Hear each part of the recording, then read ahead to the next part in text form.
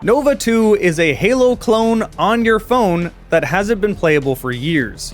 Updates entirely broke all of the N.O.V.A games. Also, they were delisted off all online stores many years ago. So unless you have a phone frozen in time that you haven't updated, you cannot play these games. That is, with the exception of emulators. In the case of N.O.V.A 2, only one APK file works. That APK file was modified by David Rice. In my experience, this is the only one that works. I will not put a link in the video information for legal reasons, but if you can track it down, then you can play this game on an emulator. Now, I've heard a lot of people say that they played this game a lot as a child and they loved it, so let's go back 12 years, almost 13, to 2010, and see how this game holds up.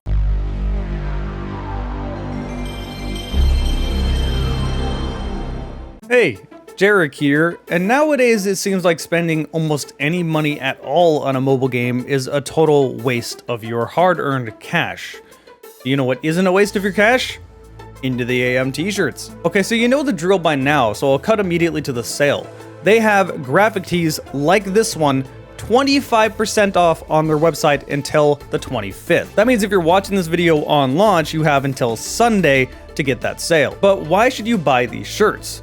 Well, for starters, they look great. I've worn these pretty much non-stop ever since they started sending me these things. I really like them. Hell, I get a lot of compliments when I'm wearing that blue Heart and Mind shirt. But on top of that, they're very comfortable, they fit me well, they're very soft. I've washed them tons of times and they've remained soft. They have no tag to scratch the back of your neck. They're very durable. I wear these shirts when I go mountain biking. I don't have to worry about them ripping or tugging at my arms. They're flexible and I know they're just not going to be a problem. So unless you're in a situation where you need to wear something fancy, these shirts are going to work for you. But if you don't need a t-shirt, they do sell other things like hats, for example. They also sell tank tops, hoodies, coats, and a bunch of other things. If you're wanting to get other stuff and the graphic tees, go to IntoTheAM.com/dragonshirts and you will get 10% off site-wide. This stacks on top of sales and bundle deals. But again, as a reminder, you can get 25% off graphic tees by going to their website before Sunday's over. But if you're watching this video after Sunday, don't fret, you can still click that link down below and get 10% off site-wide. So of course, a huge thanks goes to IntoTheAM for sponsoring this video, and now let's go to N.O.V.A 2. Now, if you watched my N.O.V.A 3 video, you might have seen that I couldn't get N.O.V.A 2 working at the time. So I jumped straight from N.O.V.A 1 to N.O.V.A 3. Going back and playing N.O.V.A 2, I noticed one thing right away. There was a massive improvement in production quality from N.O.V.A 2 to N.O.V.A 3. Also, somewhere in there, it went from being a Halo clone to a Crisis clone, probably because N.O.V.A 2 released in 2010 and Halo was still very relevant, but by 2013 it didn't quite have the grasp on the market it used to. Gameloft also already had a Call of Duty clone, so they latched onto Crisis instead. Anyway, as I was saying, N.O.V.A 2 is more or less more of the same from N.O.V.A 1. There's still a production quality improvement, but nothing like the massive change from N.O.V.A 2 to N.O.V.A 3. This also includes basic things like voice acting. The voice acting in N.O.V.A 2 is so bad. Okay, it seems you're famous.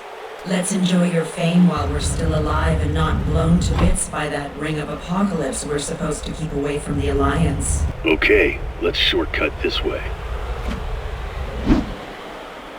He sounds like he's trying to talk quietly into the mic so he doesn't wake his mother up. She sounds like she's trying to talk like a robot instead of doing that in post. Conversely, the music was actually pretty good.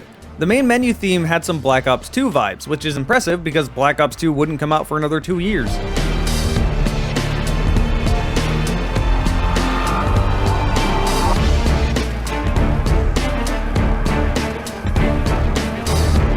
The animations also didn't get the massive quality improvement that we saw in N.O.V.A 3 either. This 10-round tube-fed shotgun reloads by just kind of waving your hand at the front of it. Now, are these really complaints?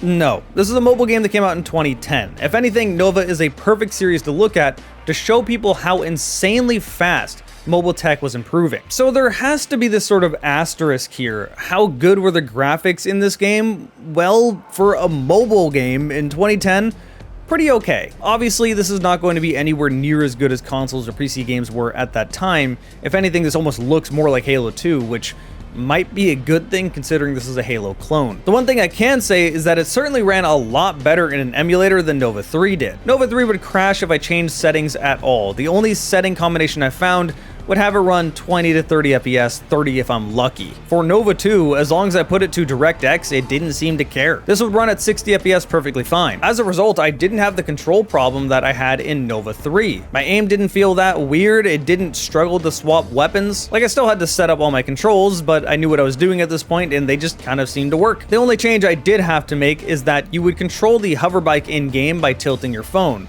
I obviously can't tilt my entire computer, not that that would do anything. So you just add a tilt control and bind it to whatever keys you want. Keep in mind, up is going to steer left, down is going to steer right. But this game with a problem. I found I couldn't turn far enough. I would just run into walls all the time. I was able to get through the early levels like this by just bouncing off rocks because it wouldn't kill me, but at one point I literally couldn't turn fast enough to not die. This is a pretty easy fix. I just clicked this gear and changed my max tilt to 40 instead of 20, and hey, I can play the game. I normally wouldn't be this in depth, but keep in mind, if you're wanting to play Nova 2, this emulator is the only way to do it, so I want people to know that you can play it fine. So with that all out of the way, let's talk about the story. If it had one, I would. Nova 1's story was pretty light, but I knew what was going on.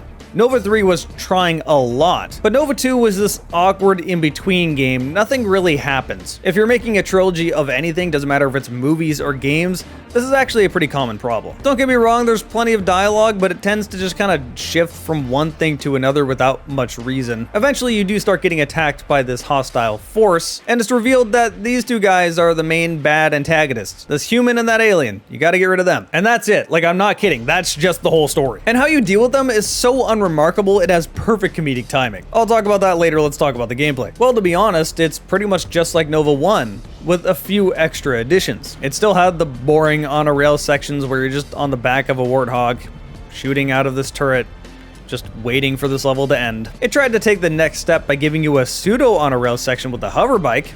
Two of them, in fact. You can't speed up or slow down. This is not a real driving section. You're going at a fixed speed. All you can really do is shoot directly ahead of you and dodge rocks. Yeah, this is barely better than being on a rail. The next thing they did was add defense sections, and oh god, there's too many of these. These are so boring. I've never really been a fan of tower defense things, and they tried to add some elements from that. And by some, I mean you just put down turrets and then they come in waves. Sometimes I didn't even go that far. Sometimes it was literally just wait till the timer counted down while enemies kept attacking you. I just found myself waiting till I could actually play the game. I'd say for a phone in 2010, it's fine, but there's actual gameplay levels in here, so there's too many of these. They also added in a hacking minigame.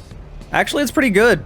I know, you're not gonna believe me, but I actually kind of like this hacking minigame. It gives you time to think about the thing you're doing. If you fail, it's not really a big punishment. It's just get the ball to the green thing. They're clever enough. It's the same kind of enjoyment I get out of playing Snake or something. It's not bad. The rest of this game, though, is okay. Yeah, to be honest, I don't have a whole lot to say about the actual gameplay itself. It's a linear first-person shooter with regenerating shields. You can carry more than 2 weapons, which is nice, but I can't even really talk about the weapons because they're not particularly interesting. They're also not particularly boring, but they don't really stand out as being incredibly unique. I don't even want to single any of them out, except for one. In the first Nova game, you just straight up have the CE Magnum. Like, that's just a clone of the Halo Magnum. So how do you one-up a Halo Magnum? You have 2 Halo Magnums. Yep, these are your starting weapons and you never run out of ammo with them. This saved my ass because as it turns out, the sniper is totally unusable in this emulator. You can pick it up and swap through it just fine, thankfully. But the moment you go to scope, it just crashes the emulator no matter what you do. But why do I need a sniper when I have 1 in each hand? Now, it sounds like I'm being negative towards the weapon sandbox here, but not really. It's just that they're not incredibly interesting. However, there is a weapon for every job and for every range, so this is fine. And a similar thing could be said about the enemies and the environments. You will not be fighting the same enemy in the same environment for the whole game. I never once got that feeling of, man, it feels like this level was over 40 minutes ago. That said, there is a couple of unique things I do want to mention. The first one is a rather basic upgrade system. At the end of every level, you have the option to purchase an upgrade. These are somewhat expensive, and I found that I generally didn't have enough credits to buy much of anything here, or at least the ones I wanted. But yeah, there's nothing too wild in these upgrades. It ranges from having deeper mags in your pistols, all the way up to doing 20% more damage with everything. And the things that are more useful will cost more credits, as you would expect. The other thing that has a bigger impact on the gameplay are your abilities. You get 3 basic abilities. The first one is to paralyze your opponent for a short period of time. There is also an upgrade to make this paralysis last longer. This ability is very useful for dealing with heavy enemies, and you can just straight up cheese some of the bosses. The next ability is just being able to knife them with some sort of Ringtron knife blade thing. No, these are not brass knuckles. They look more interesting than they actually are. This is just your melee ability. This hardly counts as an ability. I don't know why they put it here instead of just giving you a melee button. And the last one you get is straight up bullet time, but it's not really that useful because you move just as slow as everyone else and enemies can still be hit scanned, so like, how does this help me? I mean, it looks nice, but like, make me move faster so it's actually useful. And yeah, that's just the whole gameplay. That only leaves the final boss. And up until this point, the game was passable, if anything actually impressive for a phone at 2010, but man, this boss and ending suck. There is no way they listened to their playtesters if they had them at all with this final boss. For starters, you deal with this main human antagonist in the most anticlimactic way, and I'm not even mad about this. This is just so stupid it's funny. That's your speech? Surrender because we're up against impossible odds?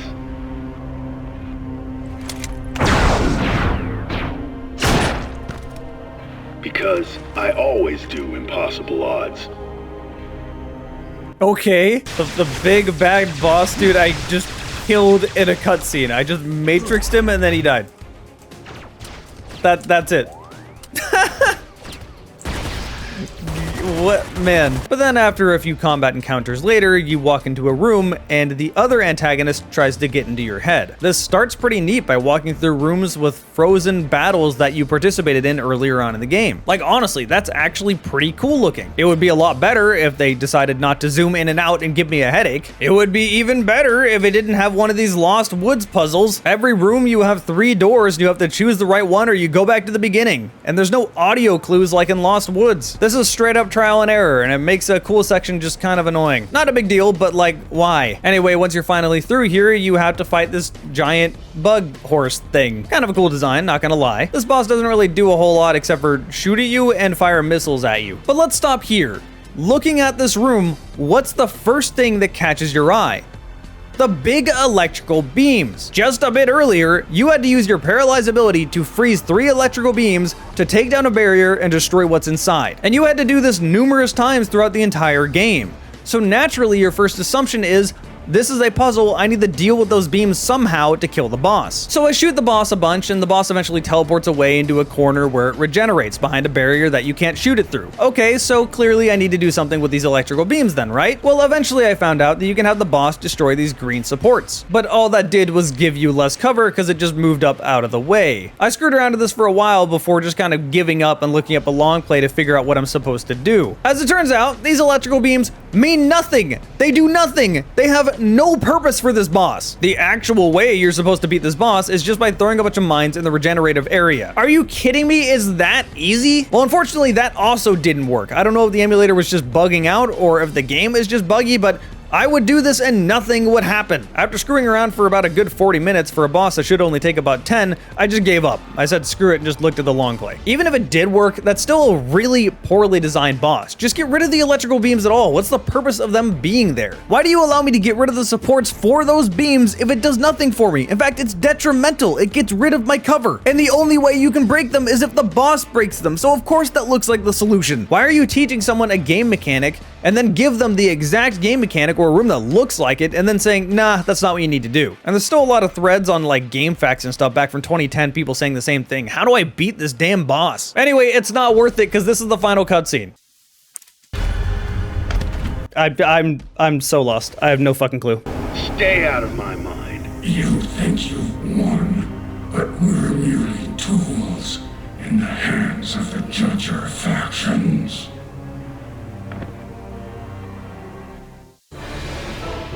What a shitty ending. Really? What? It wouldn't have even been worth anyway. The story doesn't go anywhere in this game. What? Yeah, I told you the story's really not worth talking about. So, in conclusion, the game for a mobile game in 2010 is actually somewhat impressive. It has a lot of boring sections, a lot of defense sections, a lot of on a rail. All of that can kind of be ignored because the actual game, when you're allowed to do what you want, is pretty okay. It's not amazing, but I wasn't feeling like it overstayed its welcome, and it wasn't miserable.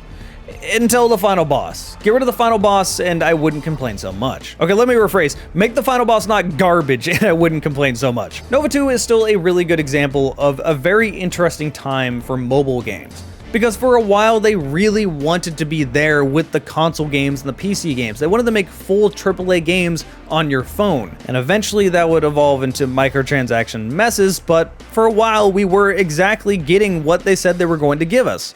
Full games on your phone. And thankfully, through the power of emulators, they aren't lost to time. And that should about sum it up.